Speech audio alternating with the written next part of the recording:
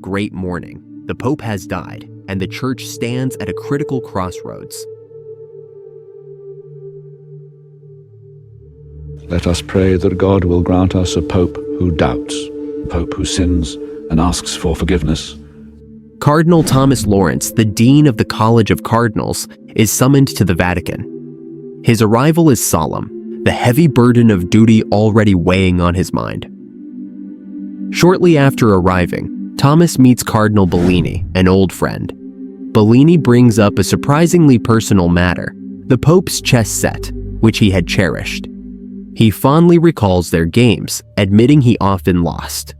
This small moment of nostalgia hints at deeper ties among the cardinals, but it's also clear that sadness and unease run beneath the surface.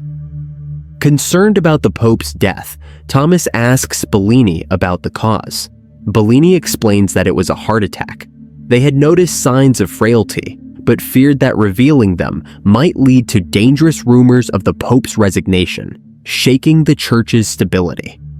Determined to handle the transition with dignity, Thomas seeks more information. He turns to Wozniak, the Pope's close confidant. Wozniak recounts discovering the Pope's body and summoning the doctor immediately. He admits he hadn't informed Thomas earlier because Tremblay, another senior figure, had advised waiting until they gathered all the necessary medical details. Tension arises as they discuss whether to release the Pope's schedule from the day he died. Some argue that it would paint a picture of a man overwhelmed by responsibilities. Others say it would emphasize the heavy burden the Pope had borne till the very end. The papacy is a huge burden, especially for an older man. Thomas is then formally entrusted with the sacred responsibility of leading the conclave, the ancient and secretive election process to select the next pope. 3 weeks pass, and on the eve of the conclave, Thomas is a man juggling countless tasks. Every detail must be perfect. Security is paramount. Even the glass windows must be checked to prevent eavesdropping through vibration detectors. Thomas wonders if the cardinals, locked together, will suffer from claustrophobia. His team reassures him. Preparations will be completed, even if it takes all night. Archbishop Wozniak seeks a private word with Thomas, but Thomas is too busy preparing for the cardinal's arrival and promises to meet with him later.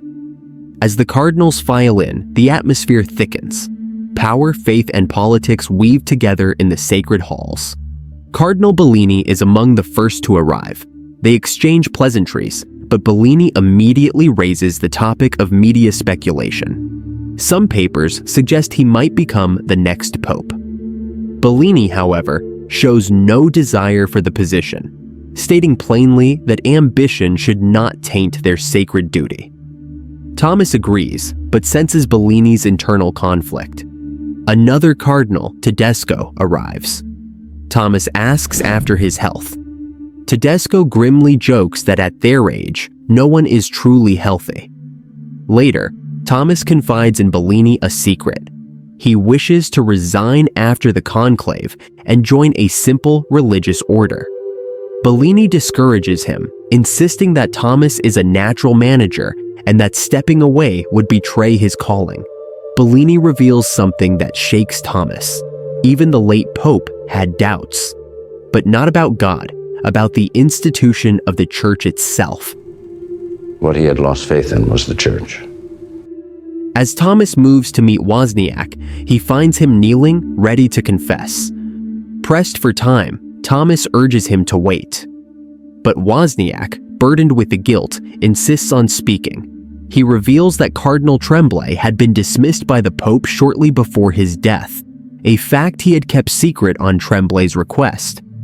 Wozniak had trusted that Tremblay wouldn't seek the papacy, but rumors now force him to come clean. Thomas probes for details, but Wozniak admits he wasn't present at the meeting. The Pope had merely hinted that the reasons would become clear with time. Then another shock. A new figure, a previously unknown cardinal, arrives. Suspicion fills the air. His appointment seems almost too convenient, but he presents a letter signed by the late Pope. Archbishop Benitez explains that he had been made a cardinal in secret and sent to Kabul, where his identity had to remain hidden for his safety.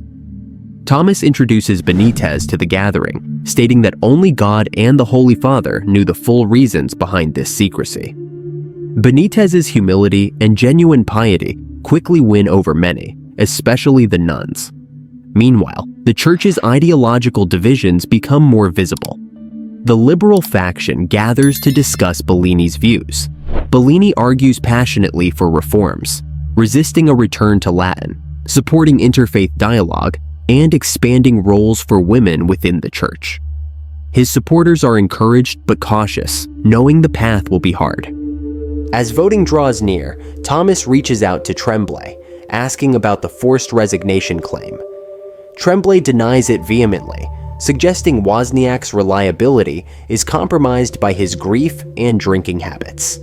He refuses to share details of his final meeting with the Pope, claiming it was private. Thomas addresses the assembly with a stirring speech, invoking St. Paul's call for tolerance and unity. He warns against the dangerous illusion of certainty, reminding the cardinals that true faith thrives in mystery and doubt, not in rigid dogma. He prays for a humble pope, one who leads with grace, acknowledges flaws, and seeks forgiveness. Voting begins. Each cardinal writes down their choice under strict secrecy. The first ballot produces inconclusive results. Adeyemi leads slightly, followed closely by Tedesco, Bellini, and Tremblay. Thomas himself garners a few votes, though he has no desire for the office. During the conclave, although outside communication is forbidden, Thomas begins an independent investigation. He justifies it as a necessary measure to protect the church from making a disastrous choice. He starts digging into Cardinal Benitez's past, uncovering hints of a canceled medical appointment. Monsignor, one of Thomas's trusted aides, helps him quietly gather more intelligence. Meanwhile, Monsignor questions the witness about Tremblay's eligibility.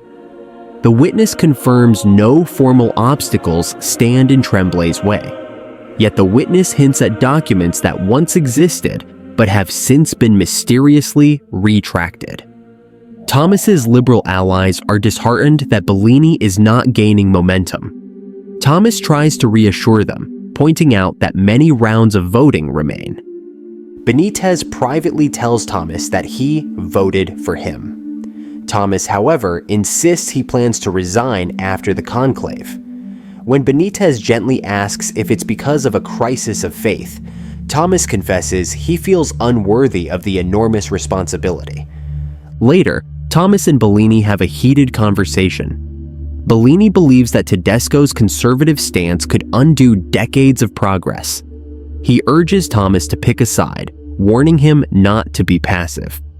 Bellini suspects Thomas may secretly want the papacy himself, a claim Thomas denies. The second and third rounds of voting see Adeyemi and Tedesco battle for the lead, while Tremblay and Bellini fall behind. Political maneuvering intensifies. In a surprising moment, a commotion breaks out in the cafeteria when a nun accuses Adeyemi of fathering her child decades earlier. Thomas intervenes. Speaking privately with the nun, she tells him that as a teenager she had an affair with Adeyemi, who is already a priest. Thomas confronts Adeyemi, who tries to dismiss the incident as a youthful mistake and claims the woman was part of a conspiracy. But Thomas sees through the excuses.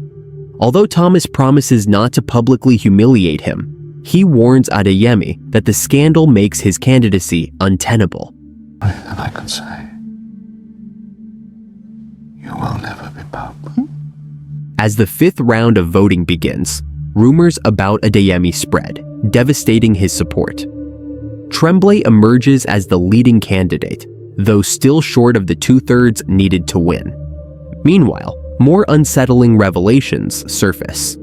Thomas learns that Benitez had an appointment in Switzerland that was canceled, an oddity given the secrecy of his life. Bellini approaches Thomas to suggest a strategic pivot. If victory for either of them is impossible, perhaps supporting Tremblay would prevent a worse outcome. Thomas seeks Benitez's cooperation.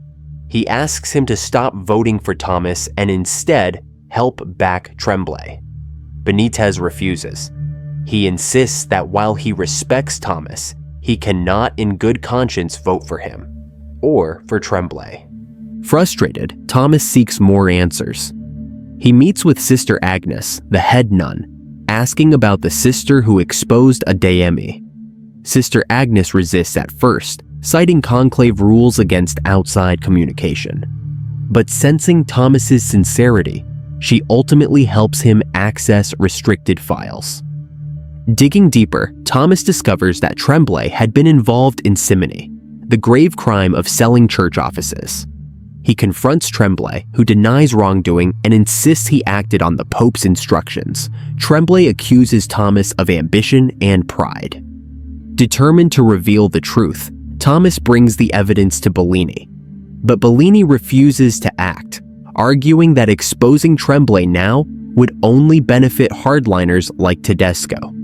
Thomas, feeling betrayed, accuses Bellini of compromising for personal gain. In a final act of desperation, Thomas circulates the evidence among the cardinals. Heated debate ensues. How could Thomas have gained access to confidential documents? Sister Agnes steps in, explaining that Thomas was acting to protect the integrity of the conclave. The revelations damage Tremblay's support severely. Adeyemi, already disgraced, is out of the running. Now a new choice emerges: Benitez. Voting resumes. But suddenly, an explosion rocks the Vatican. News filters in. Coordinated bombings have killed dozens across Europe. Tedesco, furious, blames liberal policies of tolerance. He calls for a strong pope who will fight back against the threats of Islam and modernity. Benitez responds calmly but passionately. Drawing on his experiences serving in war zones, he argues that violence cannot be met with more violence. His speech moves the cardinals deeply. In the next ballot, Benitez wins a 2/3 majority. He is elected pope. When asked if he accepts, he humbly does, choosing the name Innocent. Thomas watches the crowd's joy with a bittersweet heart. But the story is not over. Monsignor brings troubling news. Medical records reveal that Benitez had once been scheduled for a hysterectomy, a surgery only possible if he had female reproductive organs. Shocked, Thomas confronts Benitez privately. Benitez explains that during an appendectomy, doctors discovered he was intersex, born with both male and female anatomy. He had considered removing his female organs, but ultimately chose to live as he was created, believing that God's design was intentional. Benitez credits Thomas's own sermon about embracing doubt and humility for inspiring that choice. Faced with the truth, Thomas decides to protect Benitez's secret. He knows that revealing it would destroy Benitez's papacy before it even begins. And he believes, deep down, that Benitez is the right man to lead the church through this perilous age. As the bells ring and the crowd roars in St. Peter's Square, Thomas steps back, silently praying for the new pope and for the future of the church.